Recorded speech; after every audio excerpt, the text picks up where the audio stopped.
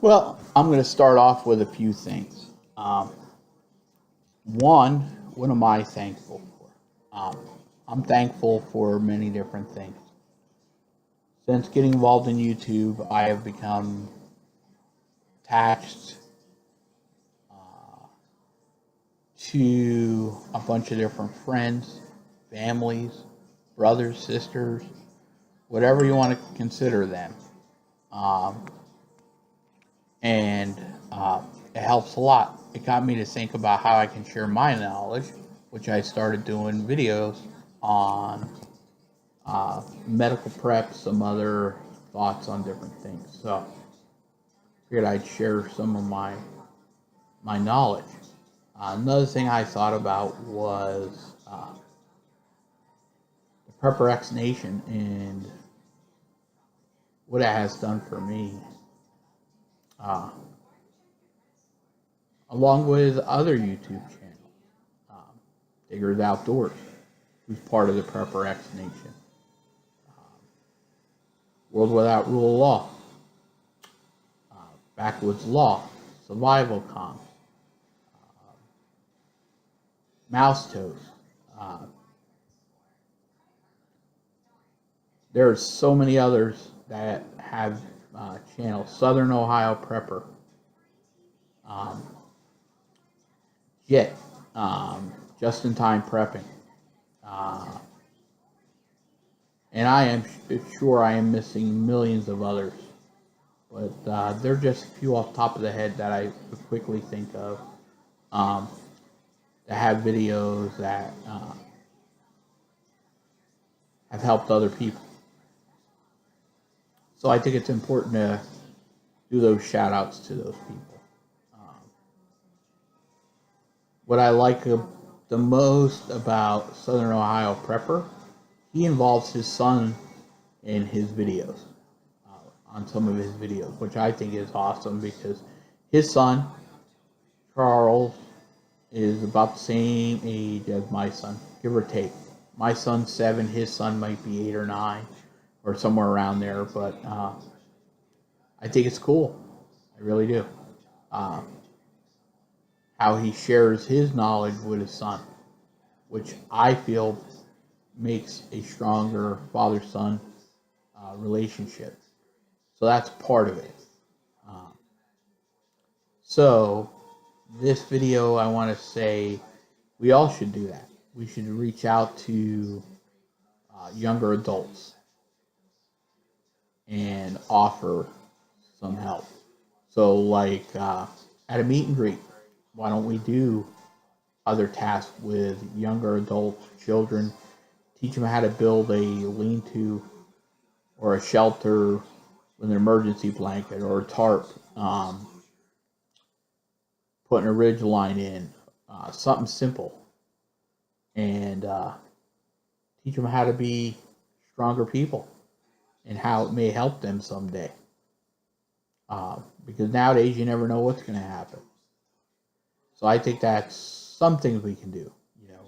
Uh, Along with that, teaching them how to make the fire starter using a 9-volt battery and whatever to cause a spark.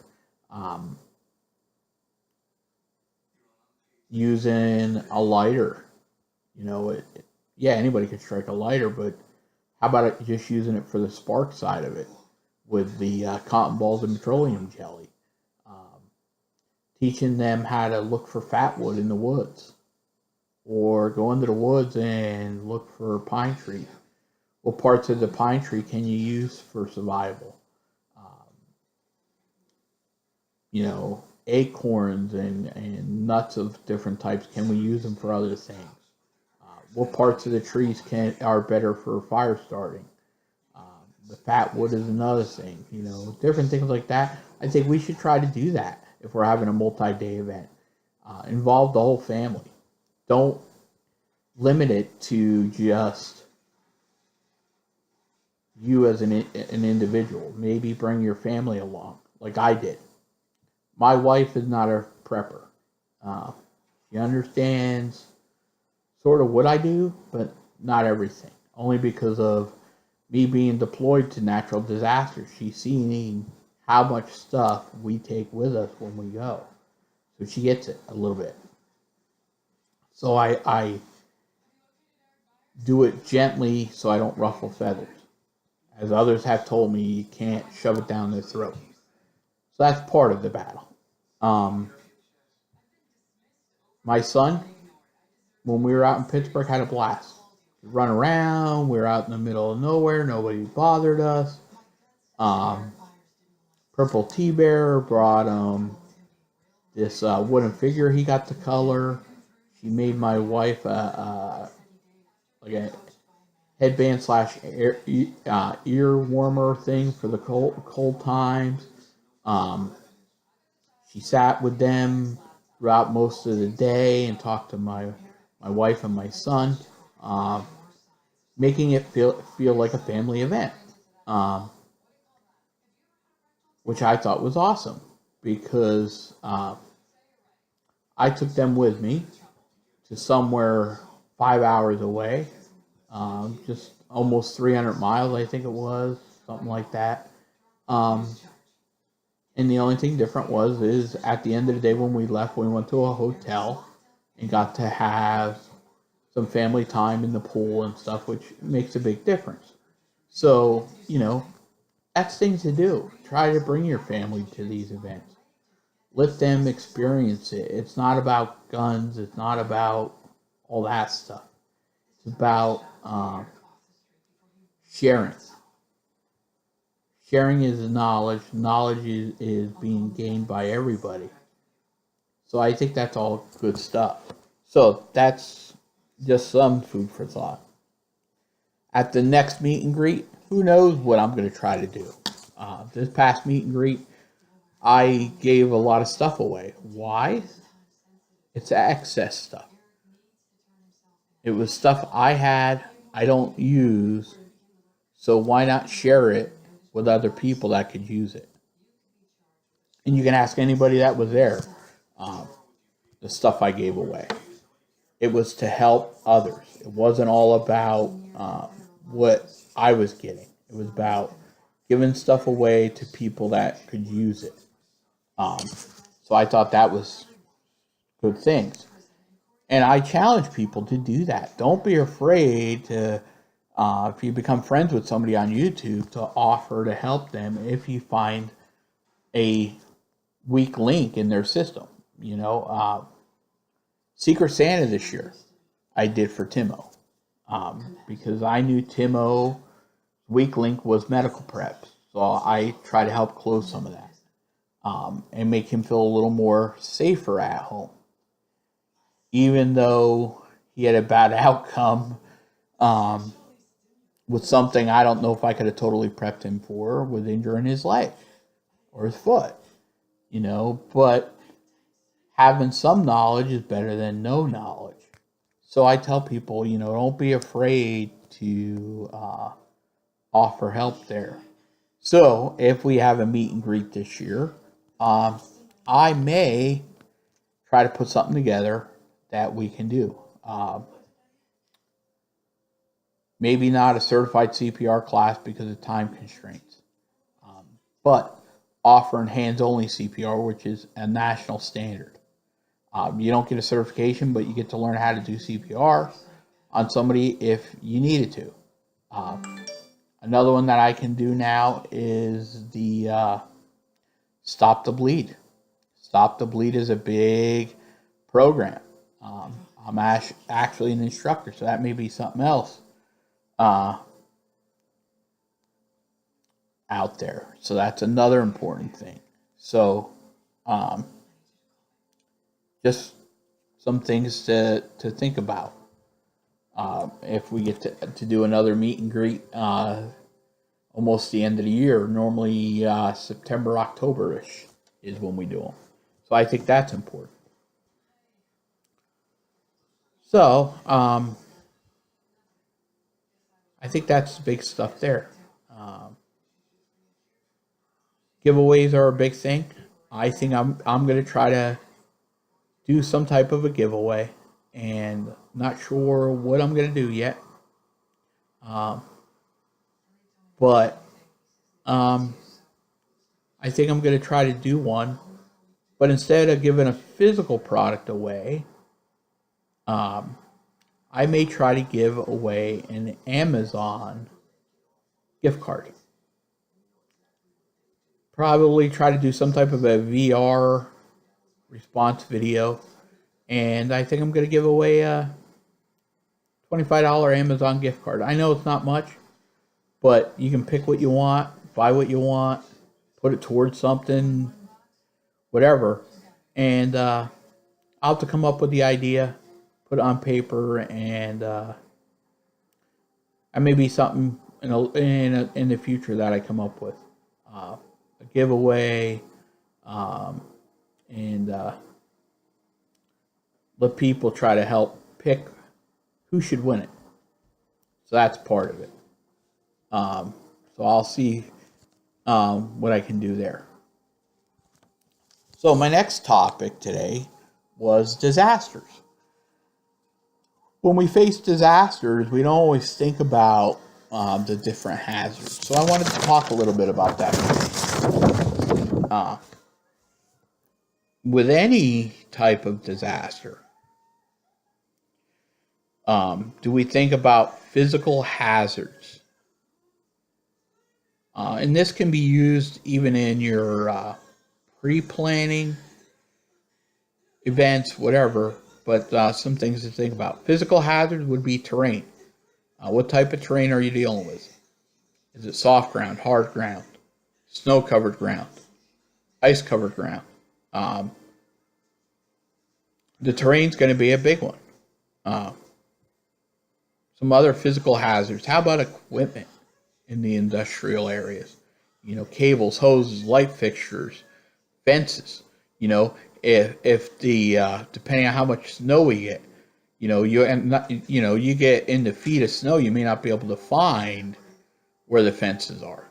You know, stuff like that. Things to think about. If you're in a boat and it's flooded, going over that stuff, would that be an issue? So you got to look at that. How about debris? Another physical hazard. Also can hold a lot of germs, bacteria, mold, stuff like that. So that's other things to think about. Some other physical hazards. How about damage to the infrastructure? 911 systems down, traffic lights down, phone lines down. People aren't able to call 911. People panic nowadays that they can't call 911. If your Verizon goes down, AT&T goes down, whatever. But that's some things to think about. How about environmental hazards? How about the climate? What's the environment like? How about the weather? Snow, heat, rain, wind. If you're out in the woods and it's high winds, you got to worry about trees snapping off. Dead parts of the tree high up that could fall and land on you if you have a camp set up. Or just some of the things. The climate is humidity, causing dehydration. How about wildlife? Animals. After a disaster, how many animals are displaced? Water issues. Trying to get water after disaster. How safe is it? Is your well water safe? Is it coming from a creek, a stream? What's in that water? After disaster, not the time to be dipping into a river. Because you don't know what chemicals are already in it from things upstream.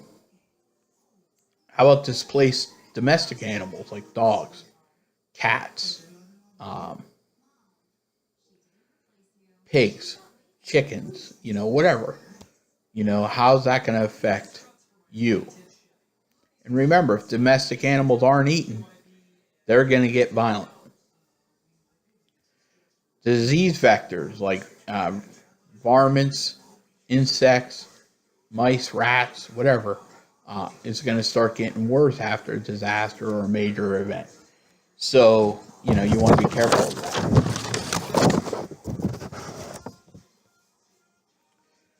How about some other crazy ideas of typical hazardous materials after a disaster.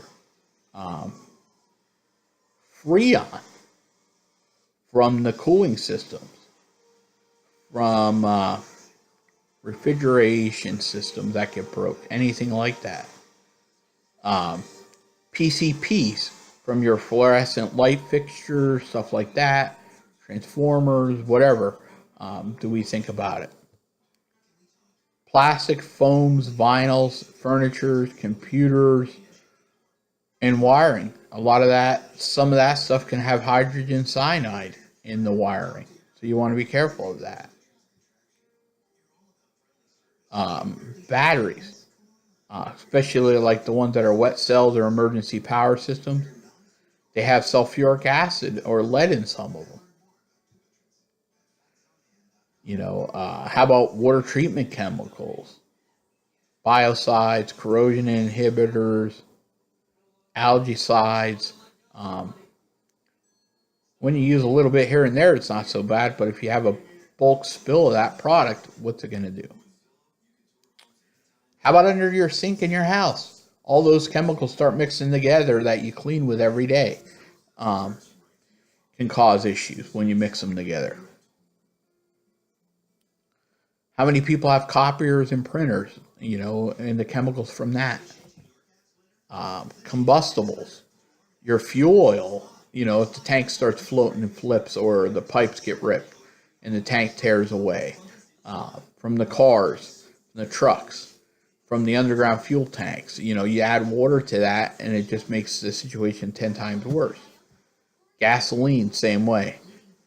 Paint thinner, especially if you have a hardware store or Walmart or anything like that, that would have a lot of it. Or Lowe's or any of those type of places.